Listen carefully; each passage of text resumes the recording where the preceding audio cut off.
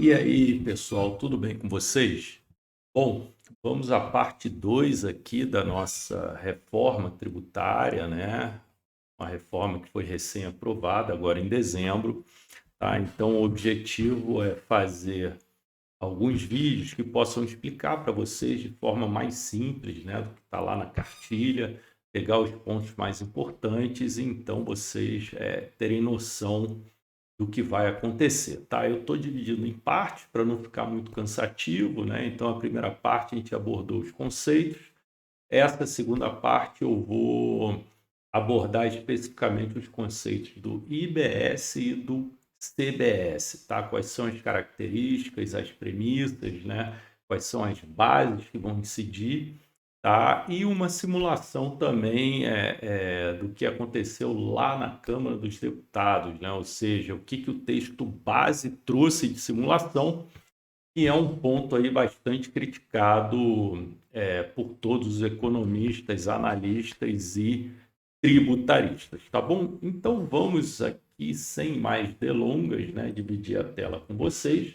Então vamos à nossa parte 2 da reforma tributária, tá? Deixa eu colocar meu ponteiro aqui vermelhinho, tá? Então vamos lá, pessoal.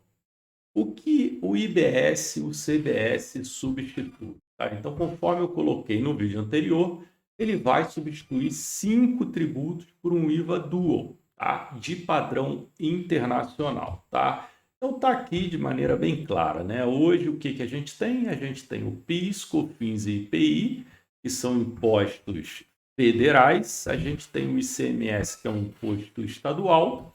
E a gente tem o ISS, que é um imposto municipal, tá? Então vem um IVA dual, né? Porque eles dividiram o que é de esfera federal e o que é de esfera estadual e municipal, tá? Então o CBS ele vai compor, né, a substituição do PIS, COFINS e IPI, que são esses três produtos, e o IBS ele vai compor então a substituição do ICMS e do ISS, tá bom?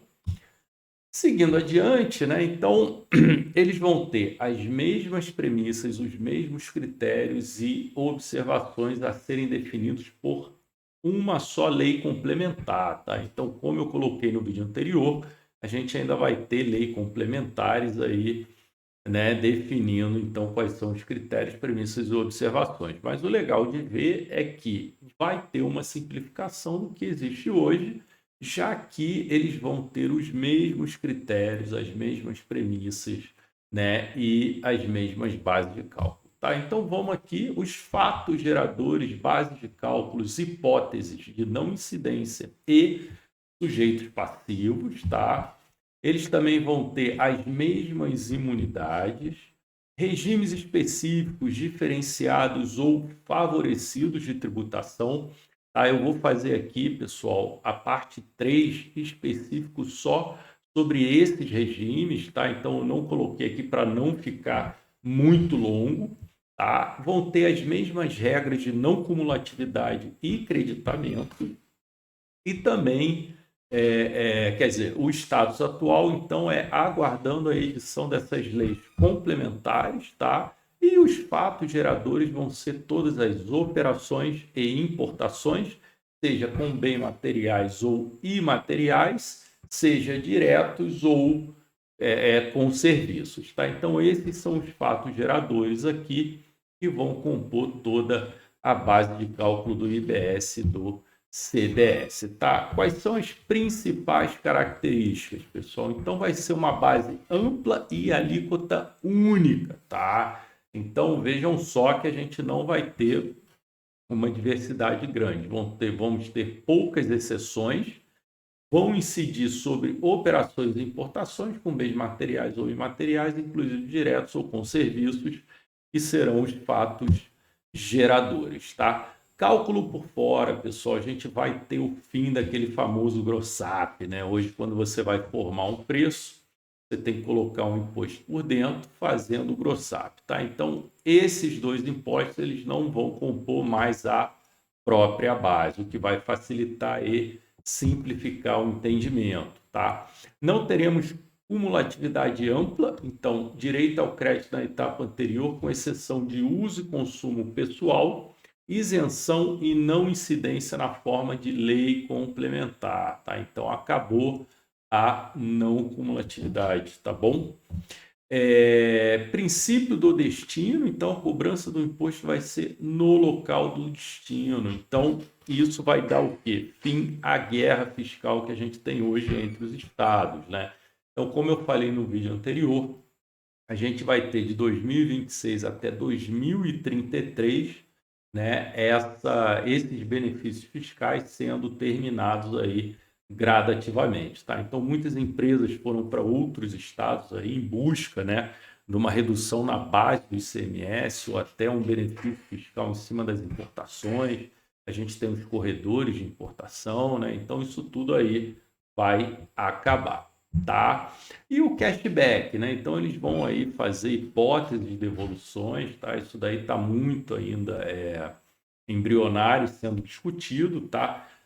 Há pessoas físicas, inclusive os limites e os beneficiários, né? Isso com o intuito de quê? De reduzir as desigualdades de rendas, tá?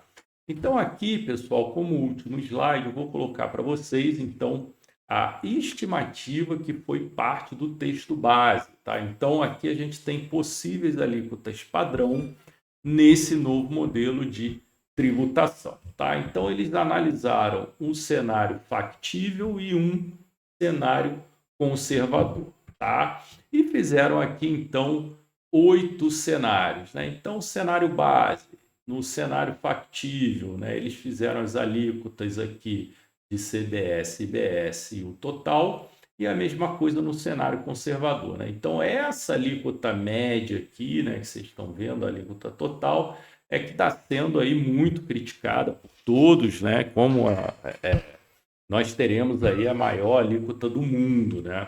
Muitos falam acima de 27,5, tá? E aí a crítica veio nesse sentido, porque todos os cenários que o governo, né, fez aí as suas simulações e nenhum deles a gente teve uma alíquota superior a 27. Tá? Então, eles fizeram o cenário base. Né? Aí o cenário B inclui o quê? O cenário A e mais uma redução, um regime especial que algum setor vai ter de benefício. Né? Cenário C seria o cenário B com esse regime aqui, mais um outro regime. Cenário D seria o cenário C, com esse regime, mais tudo do cenário C. Então, eles foram adicionando, né, os regimes que vão ser aprovados, muito provavelmente, né? Eu vou colocar isso aqui para vocês na parte 3, tá? Para vocês terem noção do tanto de subsídios e regimes que eles concederam aí para alguns setores, tá? Então, deem uma olhada com calma, tá bom, pessoal? Eu acho que ficou bastante esclarecedor aí nessa parte, né? O que é o IBS e o CBS de maneira mais simples, tá?